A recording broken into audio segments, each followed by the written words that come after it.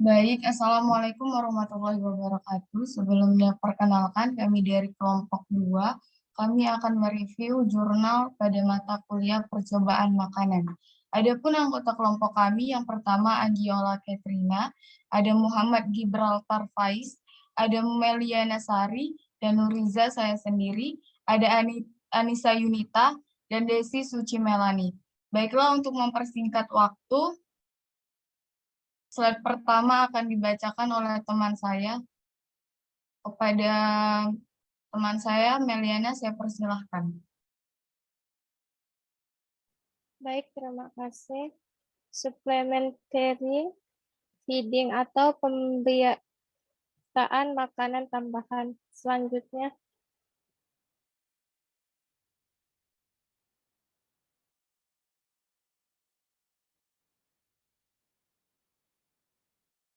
bagaimana masyarakat dapat berpartisipasi dalam perencanaan, desain, dan pelaksanaan intervensi? Pada faktor sosial ekonomi kemungkinan merupakan salah satu penyebab tidak ada pengaruh pemberian suplementasi vitamin A terhadap pertumbuhan. Hal tersebut dapat terjadi sebagian besar responden pada kelompok suplementasi maupun kelompok penyuluhan vitamin A memiliki sosial ekonomi, pendidikan, pekerjaan, dan penghasilan yang hampir sama. Pada bayi umur 0 sampai 4 bulan umumnya juga memiliki pola makan yang sama sehingga tidak mempengaruhi pertumbuhan. Yang kedua, bagaimana seharusnya peserta dipilih? Kriteria insulis, yaitu ibu dalam fase nifas, bayi yang melahirkan dengan berat badan rendah 250 gram dan bersedia menjadi subjek penelitian menandatangani surat persetujuan tertulis. Selanjutnya,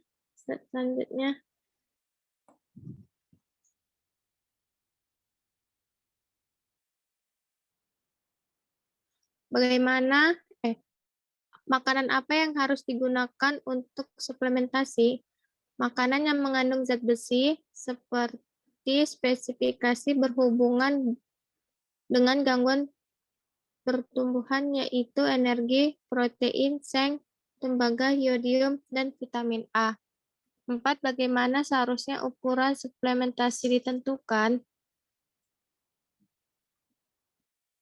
Dalam penelitian ini tidak dilakukan pengukuran karena vitamin A dalam ASI sebagai off-food suplementasi kapsul vitamin A 200 RE Softer Nutri 2018 yang digunakan untuk menganalisis asupan ASI tidak memperhitungkan suplementasi vitamin A sehingga kandungan vitamin A pada ASI ibu nifas yang mendapatkan suplementasi dengan nifas penyuluhan tidak berbeda. Slide selanjutnya.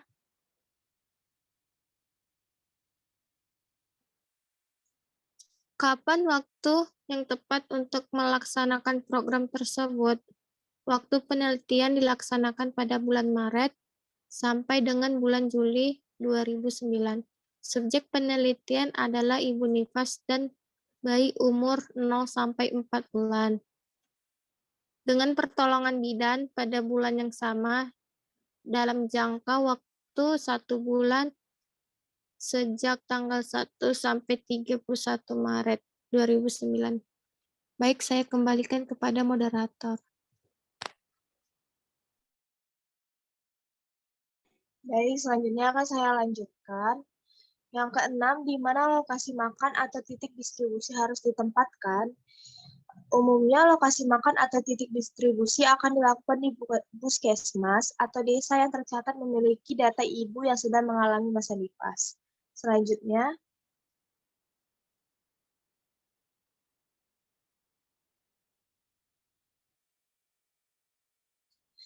ketujuh, fasilitas apa yang dibutuhkan?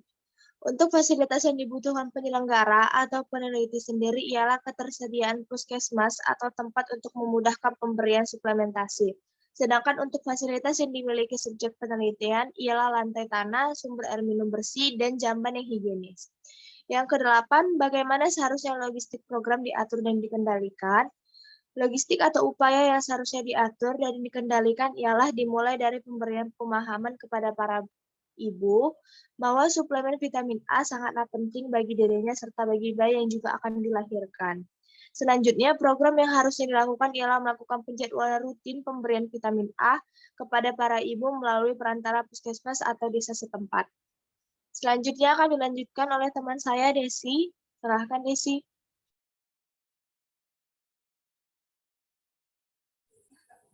Baik, akan saya lanjutkan. Yang ke-9, bagaimana biaya program dihitung?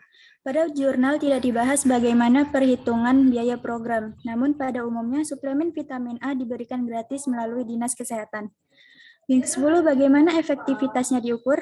Efektivitasnya diukur melalui banyaknya frekuensi sakit diare dan ISPA, serta pertumbuhan bayi yang dilahirkan setelah sang ibu diberikan suplementasi vitamin A secara terprogram.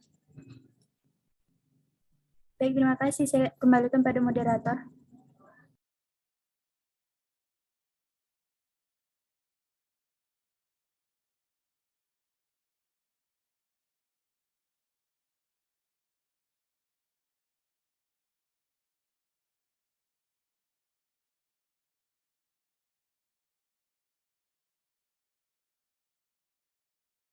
Baik, selanjutnya fortifikasi makanan akan dibacakan oleh Anissa Yunita. Kepada Anissa, saya persilahkan.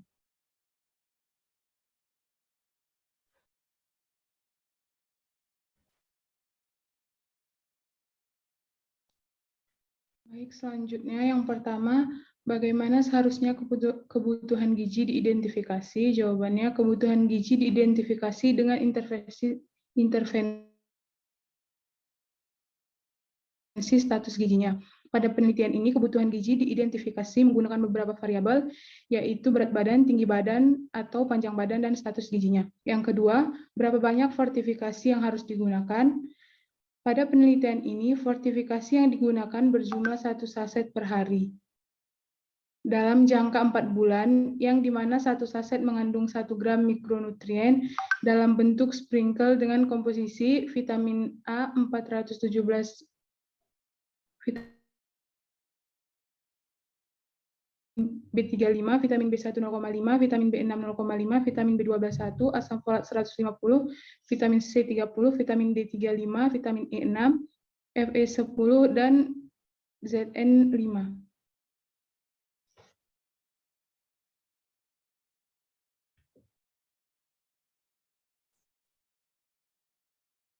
Tiga, faktor-faktor apa saja yang harus dipertimbangkan dalam memilih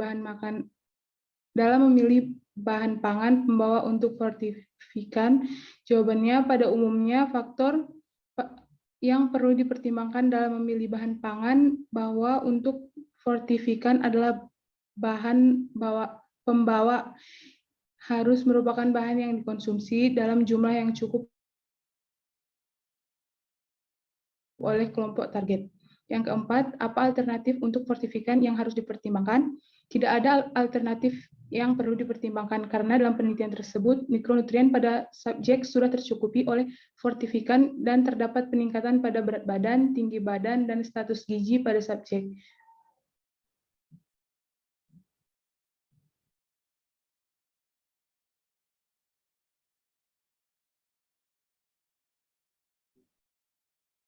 Yang kelima, bagaimana biaya dan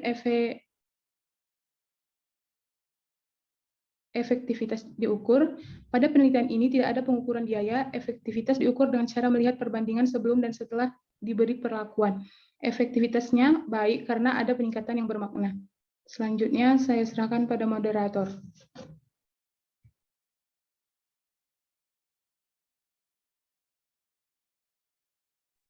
Baik, untuk formulasi makanan akan dibacakan oleh Gibraltar Faiz. Kepada Faiz, saya persilahkan. Baik, saya akan menjawab pertanyaan-pertanyaan tentang formulasi makanan. Lanjut. Lanjut.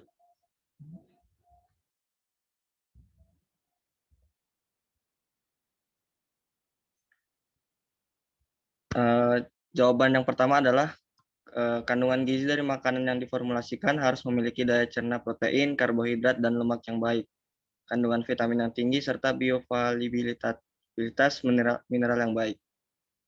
Jawaban yang kedua adalah bahan baku yang direkomendasikan di dalam jurnal tersebut adalah tempe yang diproduksi oleh Rumah Tempe Indonesia. Lanjut.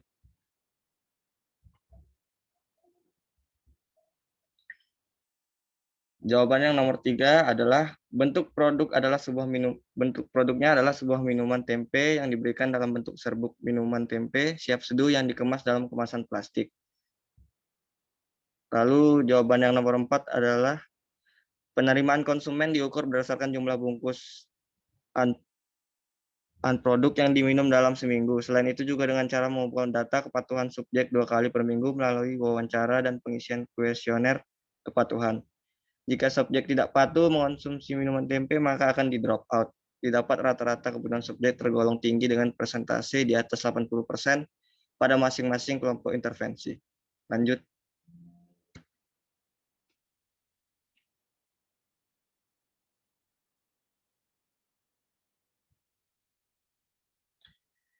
Jawaban untuk nomor 5 adalah produk minuman tempe dibagikan 2 kali dalam seminggu selama 4 minggu intervensi, yaitu setiap hari Senin dan Kamis. Minuman tempe tersebut disiapkan sendiri oleh subjek sebelum diminum sebanyak 3 bungkus per hari dengan berat 35 gram per bungkus. Totalnya adalah 84 bungkus produk yang seharusnya dikonsumsi selama 4 minggu intervensi. Kelompok A memperoleh produk yang dikemas dengan dalam plastik tertutup dan diberi label A atau B pada kardusnya untuk memudahkan pada saat pembagian produk ke subjek, sedangkan kelompok kontrol tidak memperoleh produk intervensi. Pada awal kegiatan intervensi, kepada seluruh subjek diberikan edukasi gizi mengenai gizi seimbang. Untuk penentuan harga tidak ada. Untuk jawaban nomor 6, tidak ada pengukuran biaya. Efektivitas diukur dengan cara melihat perbandingan sebelum dan sesudah intervensi. Hasilnya menunjukkan bahwa pemberian minuman tempe pada penderita hipertensi dan hiperkolesterolemia belum mampu menurunkan tekanan darah. Baik, saya kembalikan ke moderator. Baik, terima kasih atas kesempatannya. Sekian hasil diskusi kami mengenai review jurnal tersebut. Apabila ada kesalahan kami mohon maaf, kami akhiri. Wabillahi taufiq walhidayah. Wassalamualaikum warahmatullahi wabarakatuh.